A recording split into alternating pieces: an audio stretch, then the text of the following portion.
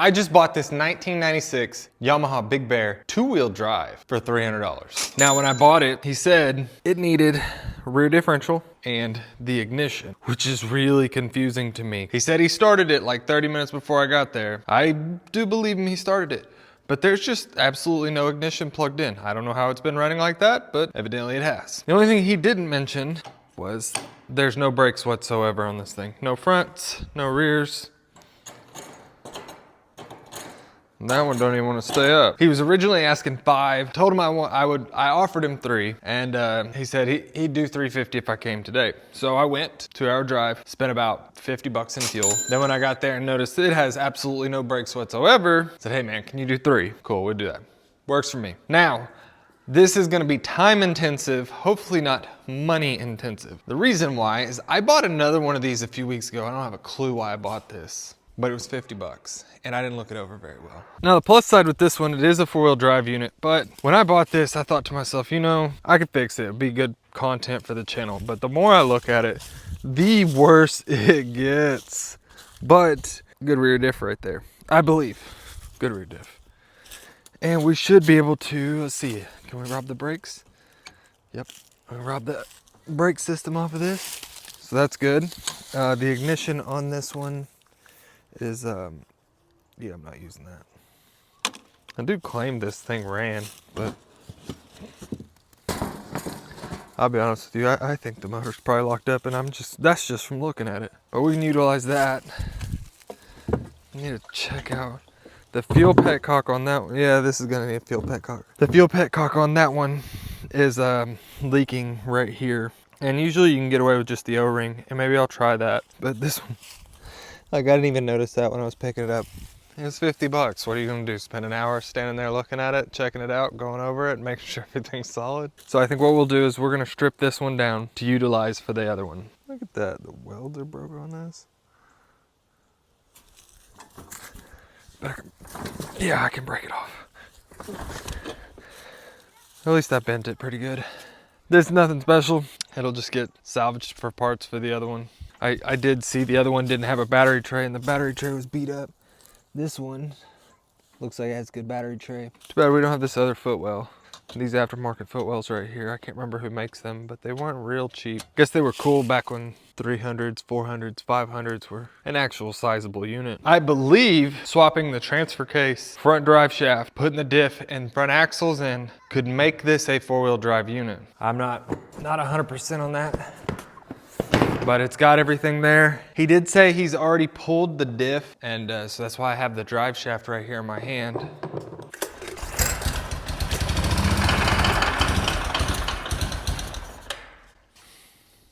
I was just gonna check it real quick.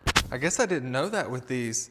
That knocking noise though is likely from the, whatchamacallit, the U-joint on the back of the transmission. Since there's no drive shaft, it's going straight to the diff.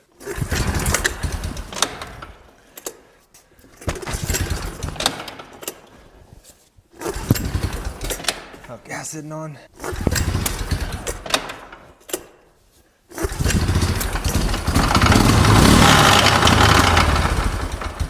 Yeah, I'm not gonna go revving that up. You can tell that's coming from back here. Sounds like we're gonna break something. And I do not want to break something. Carb's starting to leak, so it's gonna have to be gone through too. Guess we should start by getting this rear end pulled, see what it looks like.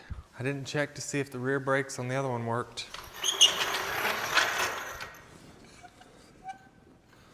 Wonder if the flaps on the other one are in good shape. These little mud flap things back here. Well, that rear brake drum is toast. I'll show you when we get there. All right, we're gonna start by getting this rear end off of here. Let's take a look-see.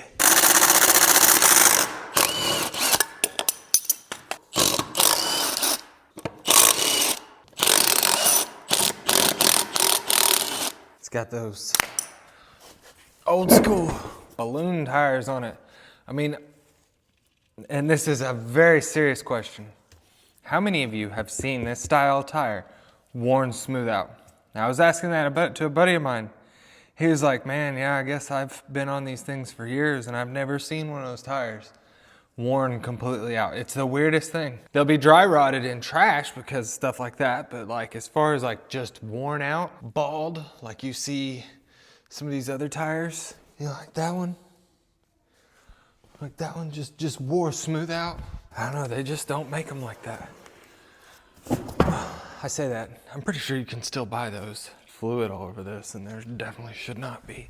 I bet you they broke it trying to get this off. Oh, came right off. Ugh. So the brake, well, it would be fine. There's a gigantic chunk taken out of it. That right there, shouldn't be there. And it looks like our front brake line cable is trash. And the return spring for the rear foot brake is also trash. And the only reason, this would work. I mean, that drum would have worked just fine, but it's not supposed to be covered in. That smells like oil, gear oil. So we're probably gonna end up having to replace some seals in here. That's all right.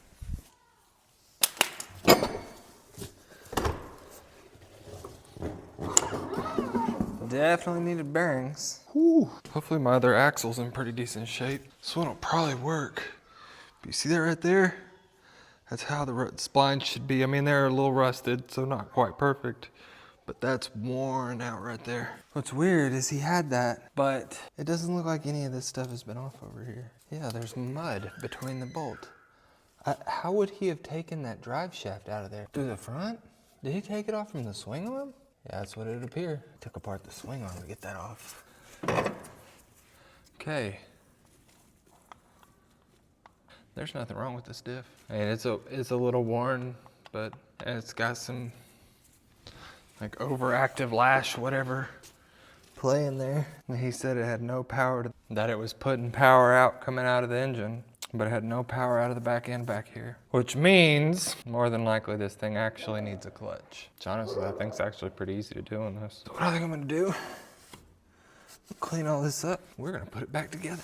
It's a 1996 Yamaha Big Bear. This thing's not gonna be worth a lot of money to begin with, and I'm not about to turn this into a money pit. It's not even worth it.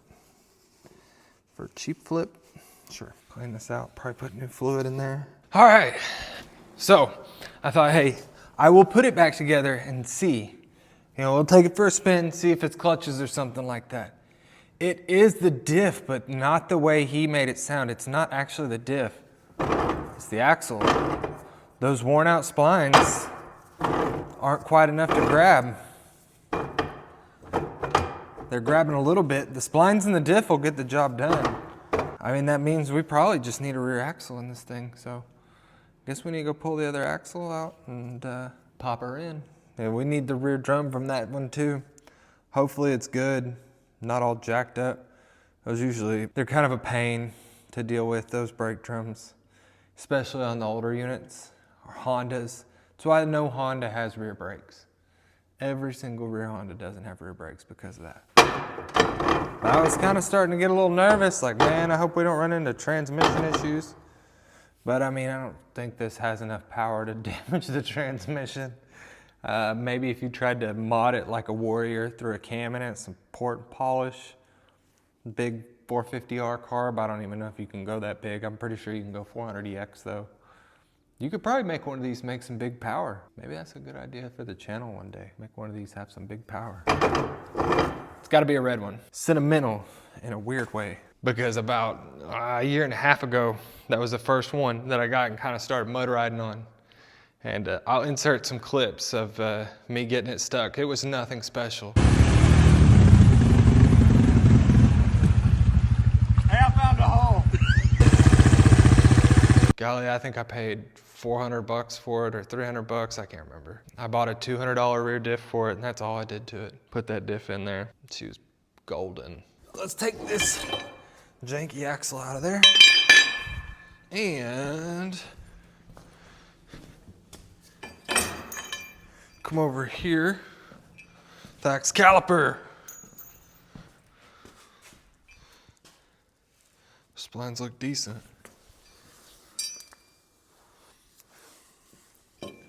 And slider.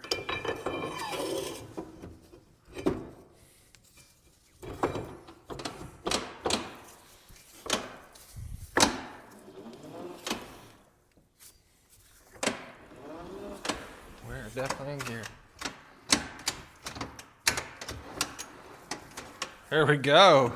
That'll work. So something happened to the audio to this clip. Anyway, what I'm saying is we're going to have to order some parts. We definitely need a few different things for this just to be able to get it going and be, you know, pretty much reliable. But check this out.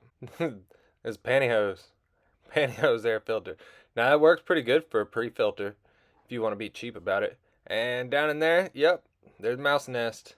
Trying to get this thing out. They screwed it down. Oh, look, I'm about to cost myself some money. Yeah, pull harder. Come on. Pull, yep, just cost yourself some money. Look at that mouse nest down there.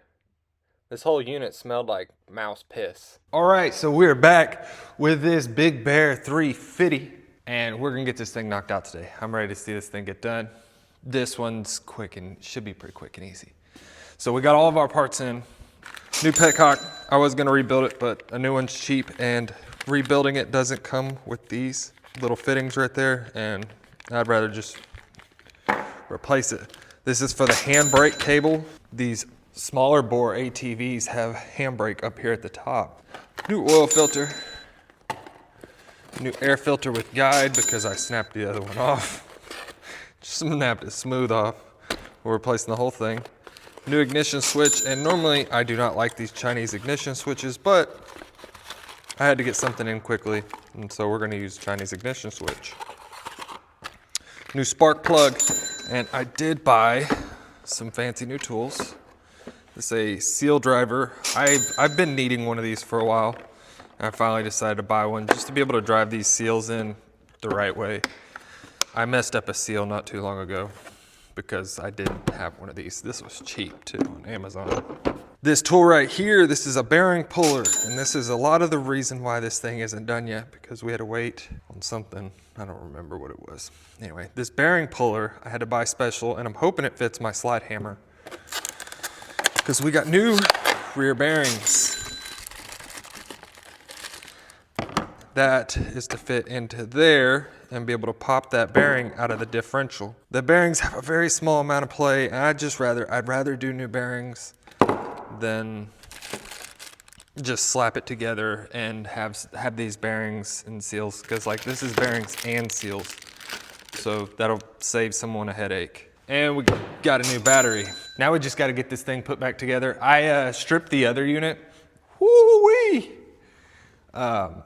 When I pulled that cylinder head, that rod, it broke the rod, bent the wrist pin, completely destroyed the top end. I didn't think one of these made that much power, but evidently they do. But I did salvage some stuff from that unit. Another battery tray, our front master, the rear brake drum assembly, because the one that was on here is a bit broke. I didn't order a seat cover, honestly. This is a cheap two-wheel drive type unit. Mechanically solid it will be, but I'm gonna put duct tape over that.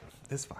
You know, this is not gonna be worth that much when it's all said and done. I'm not gonna have that much time invested in it. So we're off to a good start. My bearing puller is a thread on, and if you thread that off, it's a different thread pitch than this is right here. So what I'm gonna do is I'm still gonna use this, and I'll use my puller and hit the end of this, grab onto the end of it with vice grips right there. That should work. It should work, no big deal.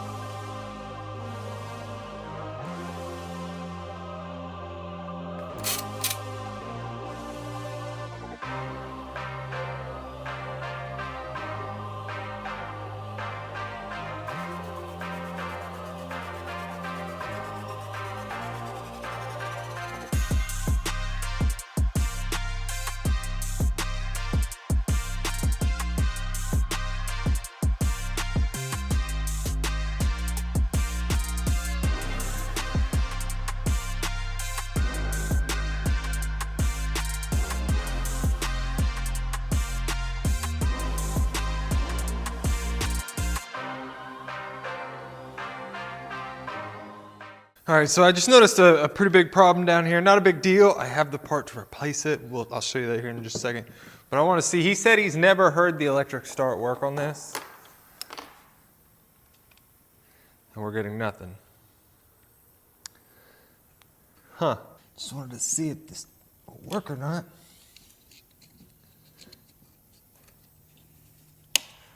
I'm not getting power up here though. That's not good. We're not getting any lights either. I mean, we only got 2.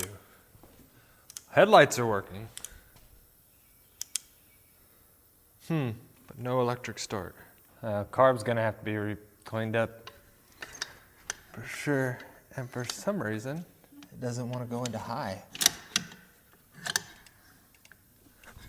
Well, another one that was easy pickings has turned out to be a pain in the ass too. Would cause us to not get any lights and not cause the electric start not working. I think of maybe start a relay. This thing doesn't exactly look fantastic over here. It's the relay I pulled off the other unit. There's some ghetto stuff going on over here, so I guess I'm gonna swap that real quick and see what happens. All right, let's try this.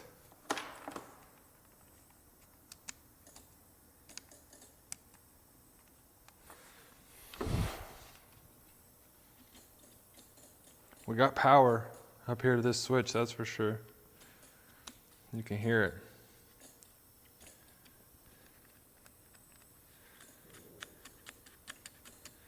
This switch is rough though. I'm not seeing the lights kick on at any point. Let's try jumping it with this solenoid that I just replaced.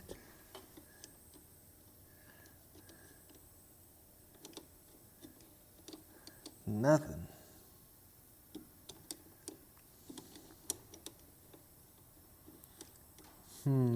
What would cause that? Bad starter? Bad starter wouldn't explain that not working. Alright, I got an idea. These connections over here aren't exactly fantastic. Straight to the starter. Where we got nothing. I bought this because I thought it'd be a easy peasy kind of fix unit. Couple parts. Be in it less than 500. Starting to look like that's not going to be the case. I'm going to try power directly to the starter. So what I'm going to do is I'm going to go right down there to the starter.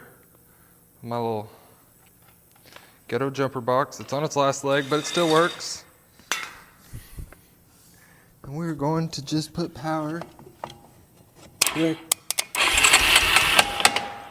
Okay, starter works just fine. We have another problem. And I bet you it has something to do with it not seeing neutral. And I wonder if I pull this brake in, nothing? Why aren't we seeing neutral? Which one of these is a gear position? Wonder if the switch on my other unit was good. This switch has to be replaced regardless, because that on and off, it is so loose that it could potentially kill it while you're riding. So, swap that out real quick. And I'm assuming, since they were able to grenade that rod as good as they did off the parts unit, this should be a working switch.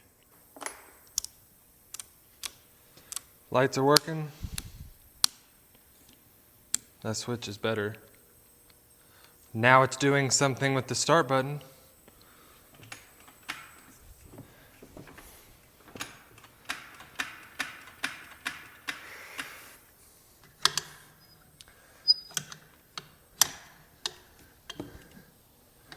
When I press the start button, the oil temp light's coming on. That's good. We're making progress. It wasn't doing that a minute ago, that's for sure.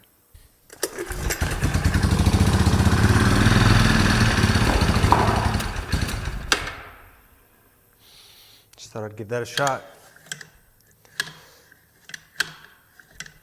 Low should work. This all the way down is neutral, right? Yep. So it turns out the neutral light's not working. The neutral light wasn't working because the bulb was bad. And I'm kind of wondering if the reason we're not starting is because of a bad connection. Doesn't explain why it wouldn't do anything when I was jumping the solenoid though. So I've got these two touching right now. Right now that starter should be running. So somewhere along the line here, something is wrong. Is there an issue with my power wire or something? This thing sure does have a few issues, don't it? Somewhere along the lines, this wire is part of our problem. We should be getting power right now, and we're not. I'll take it off on the other side and see if I can find the issue. I believe I found it, so I'm looking at it, just checking it out. And these connectors have been redone. Well, this one right here, I went to tug on it like this. Came smooth up off there. So it looks like that is probably our problem. I might have some better connectors. All right, let's see. Now, is this the answer to fix all life's problems?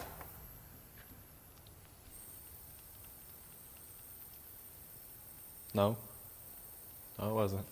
Let's try jumping the solenoid now though and see.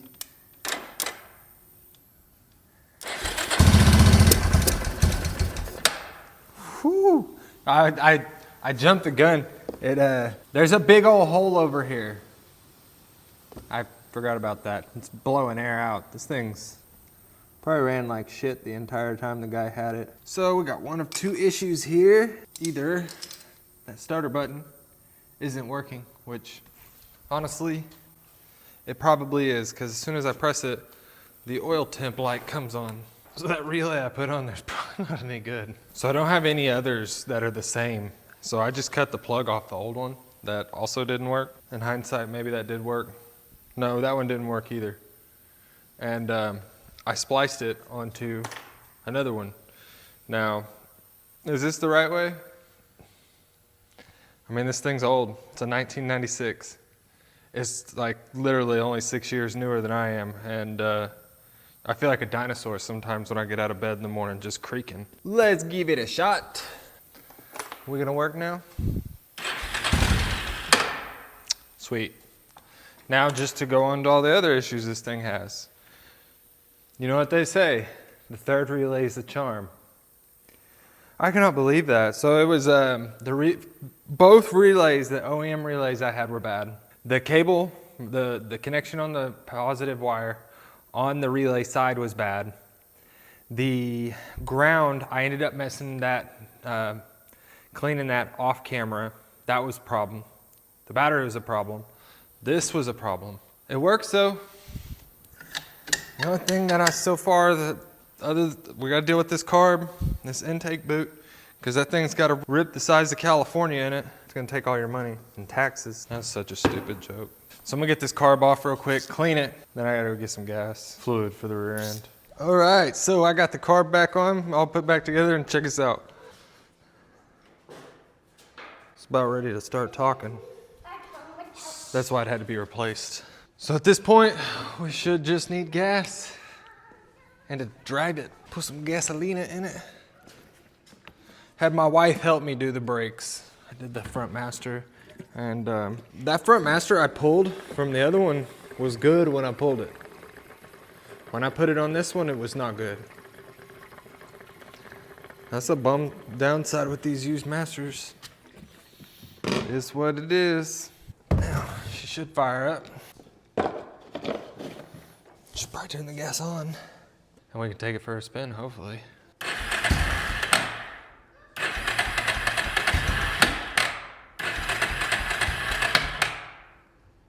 Might have to turn that idle up. With as much of an air leak as this thing had, well, I let some of that gas go into the carb. This was the plug. I'm not gonna lie, I'm gonna be a little bit pissed if this thing smokes when I start it. But it didn't smoke any of the other times, so hopefully it don't. Hopefully that's just running extremely rich because of how much of an air leak it had.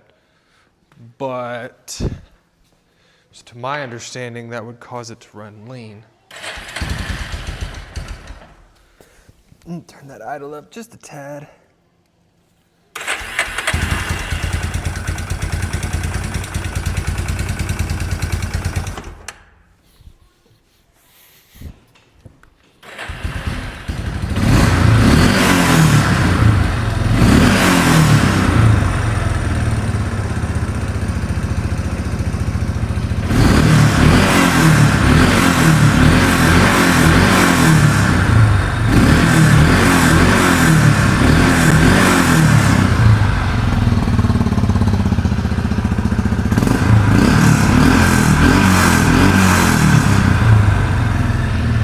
I think they had the carb turned way, way up.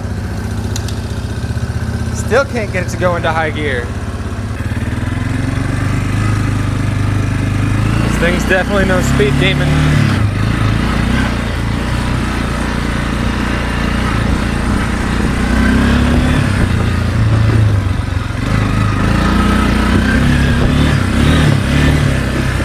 Golly, like rides like trash. Suspension on these holder units is so bad.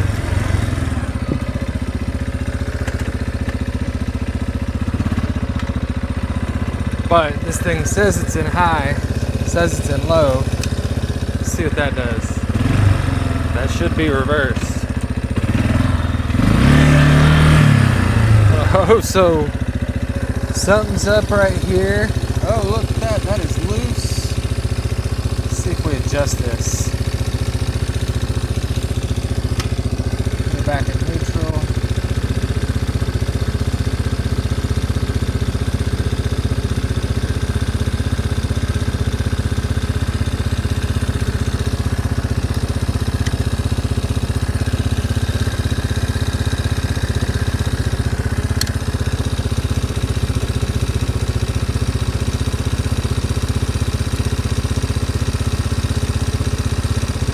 Well, it goes into actual high now.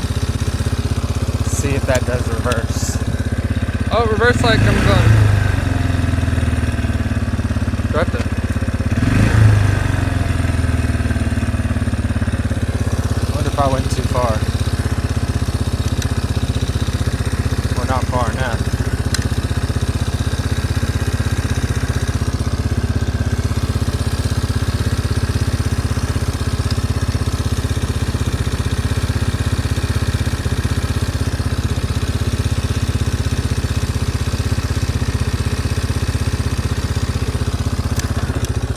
Now we got reverse, low, okay, drop it back into neutral, idle speed's high, there we go.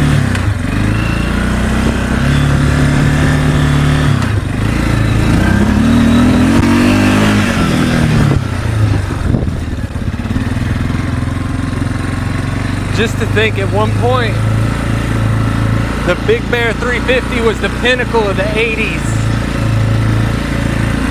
I mean, I think the Moto, they called it the Moto 4. That would have been the fastest thing they had.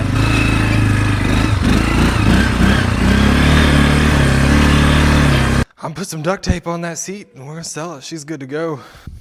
That's nothing special. It's a 1996 Yamaha Big Bear. And wow, yes, it does run and drive now. Electric start works. It rides so bad, so bad. I'm chunking me up off the seat. I guess I've just gotten so used to the cush ride of my Outlander. It's all good though. It'll make money. I'm gonna tape that up and wash it. We'll see what it looks like after it's washed. So this is how it turned out. Unfortunately, while I was trying to get all that black off of there, it ripped those stickers right off like it was nothing there. There was nothing I could do about it. It cleaned up all right. Now, in my humble opinion, this is a $1,000 quad. I'm gonna aim a little higher, maybe could get 1,100, but it's a two-wheel drive, 1996 Yamaha Big Bear 350. It's a small market for these, a very small market. And we're gonna find out. Especially like right now, I still have the black Sportsman. And normally that stuff, I don't normally have them that long. So, and I do not want to sit on this. Basically today's Friday afternoon. I want this thing to be gone by Sunday for sure. And I'm gonna include the brown plastics I have with it. Somebody might want those.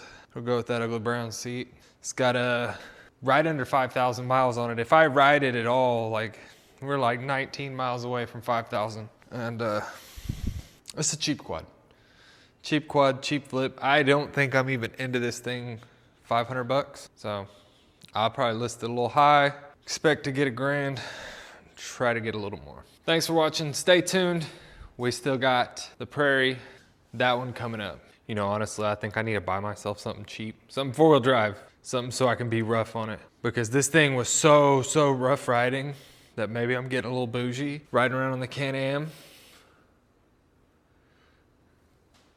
And need to get a little cheap quad up in there, beat on it.